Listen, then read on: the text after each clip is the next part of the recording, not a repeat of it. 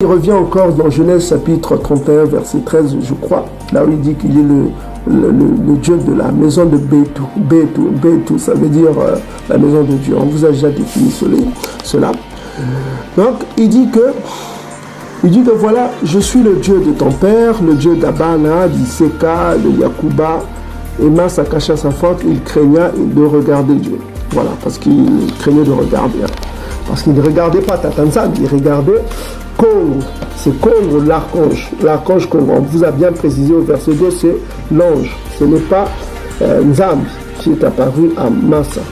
Donc on va au verset 13. Vous voyez, il avait peur, il a défini, il s'est manifesté à Massa, il a dit qu'il est, il s'est identifié à Massa. Il a dit au verset 6 qu'il est le tout-puissant des patriarches.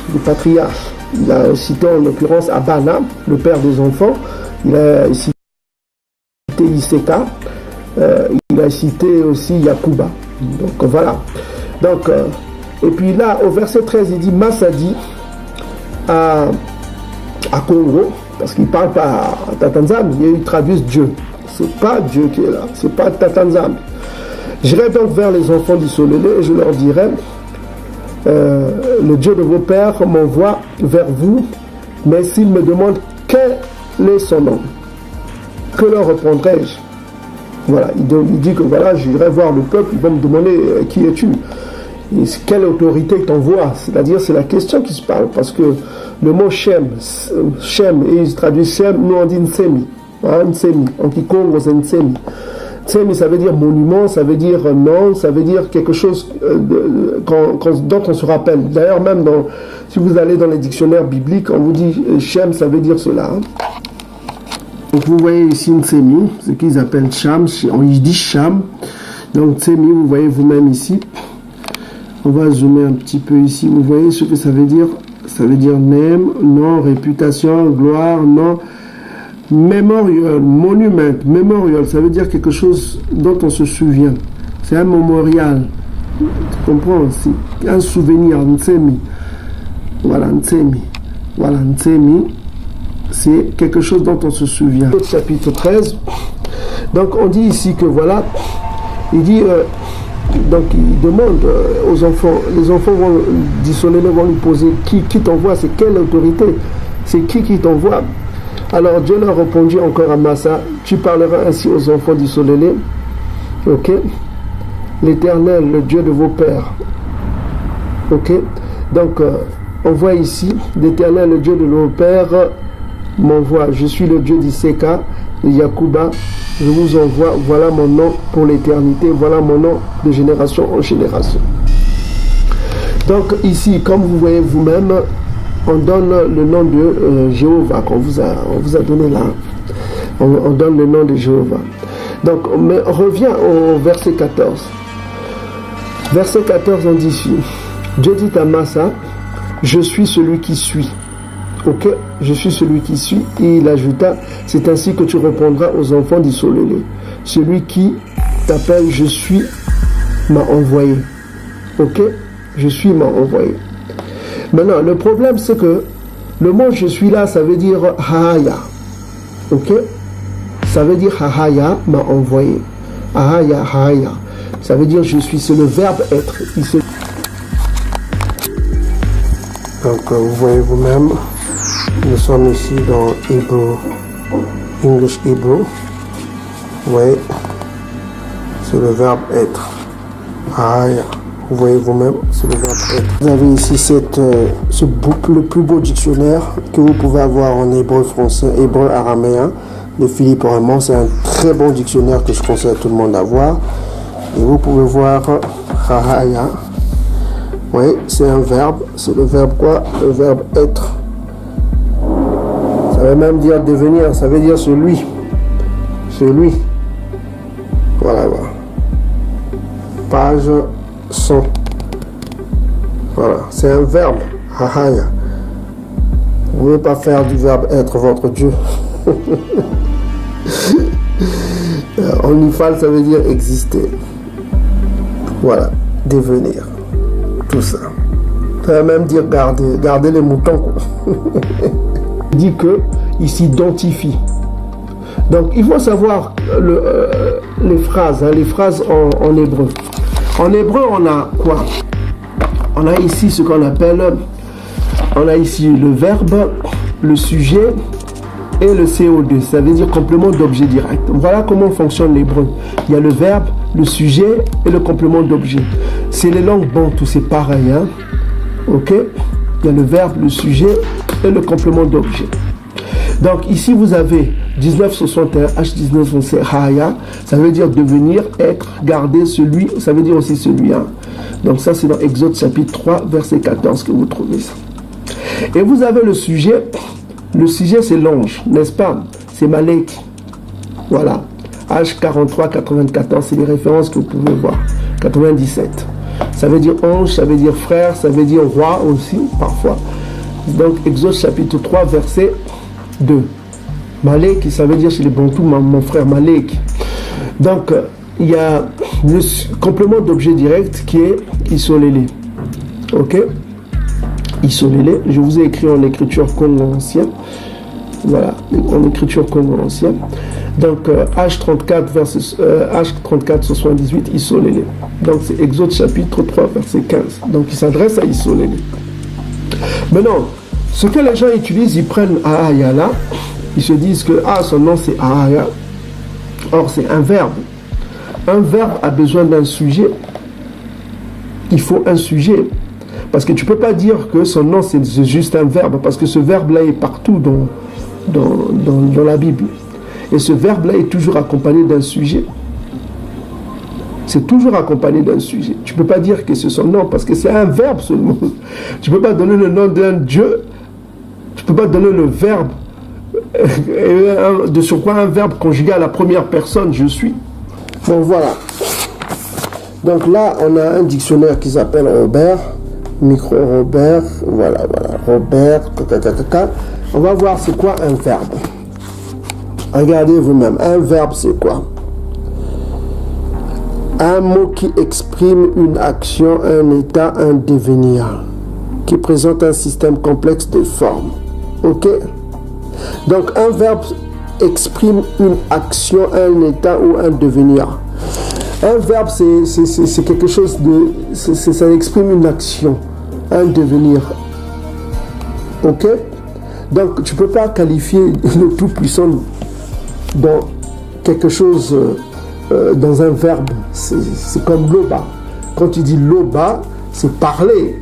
Ça ne peut pas être le Tout-Puissant, une action. Tu ne peux pas devenir... parce qu'avant même l'action, lui, il a toujours existé. Vous comprenez ce que je veux dire? Il est au-delà de l'action. Donc tu ne peux pas définir un Dieu par une action, par un verbe. Son nom ne peut pas être un verbe, ça doit être un sujet. Donc le verbe est toujours accompagné d'un sujet. On va vous montrer un exemple, hein, que le verbe est toujours accompagné, ce verbe-là est toujours accompagné d'un sujet. Donc, on va aller dans Exode chapitre 18, verset 19.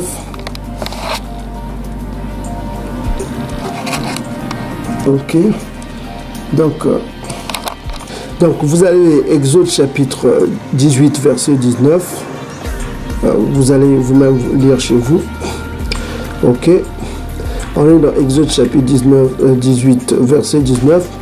Si vous voyez ici le verbe to be, ça veut dire être. Hein? Et il y a un sujet qui est là. Le sujet c'est qui? C'est God, c'est Dieu. Hein? Et Loi. Donc on voit Dieu et on voit le verbe ahaya. Souvenez-vous, c'est le 1961.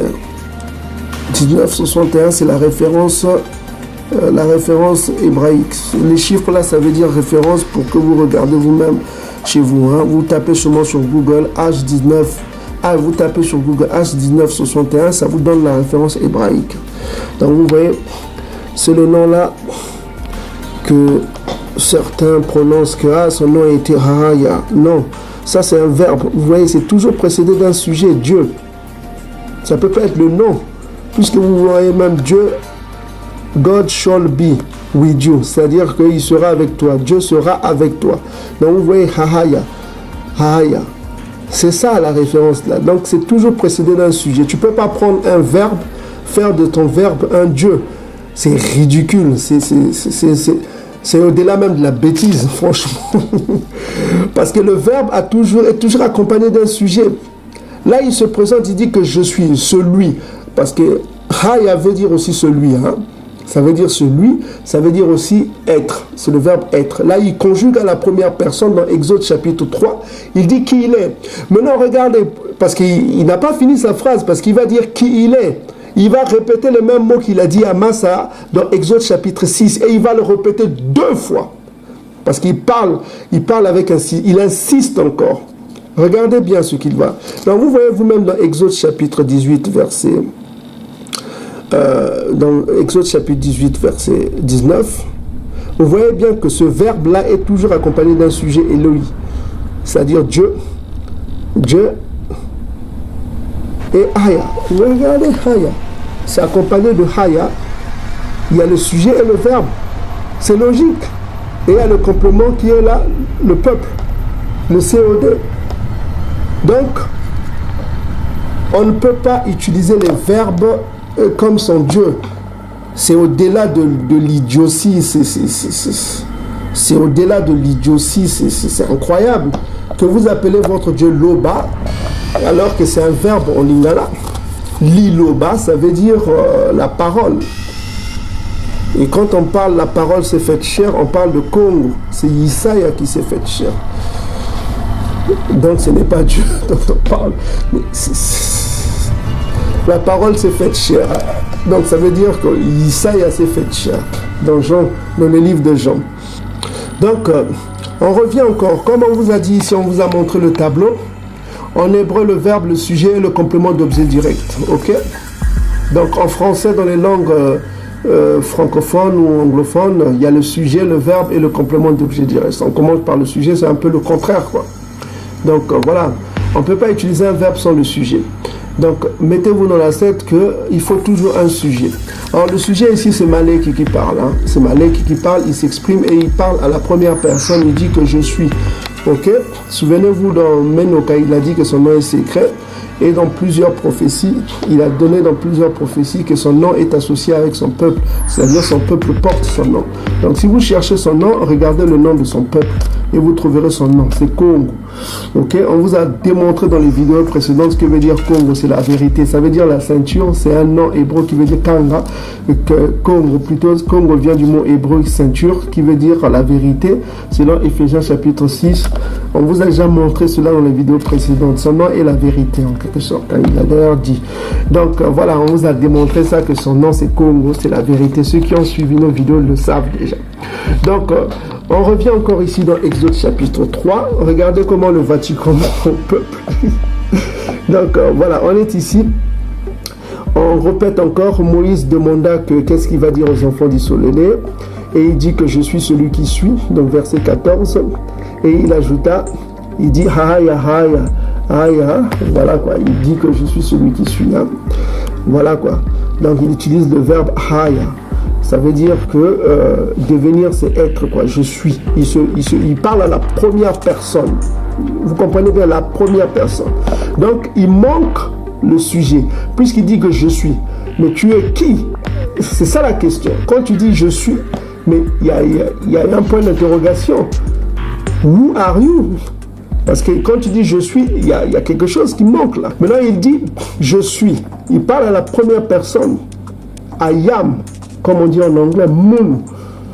Mais qui est-il toujours? Parce qu'il manque toujours quelque chose. Et il va compléter, il manque qui il est, il va donner le complément.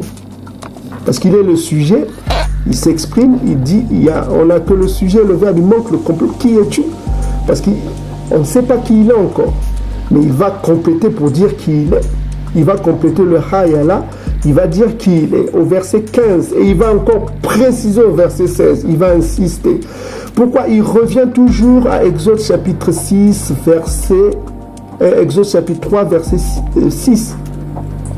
Quand Moïse s'interrogeait dans son esprit, il a répondu à Massa. Il a répondu à Massa. C'est lui l'ange qui sauve. C'est lui Congo. C'est lui le tout-puissant de vos pères. C'est ça son nom. Il est le tout-puissant de vos pères. C'est lui. Il est le monument, quoi. Comme on vous a dit, Nsemi veut dire aussi monument.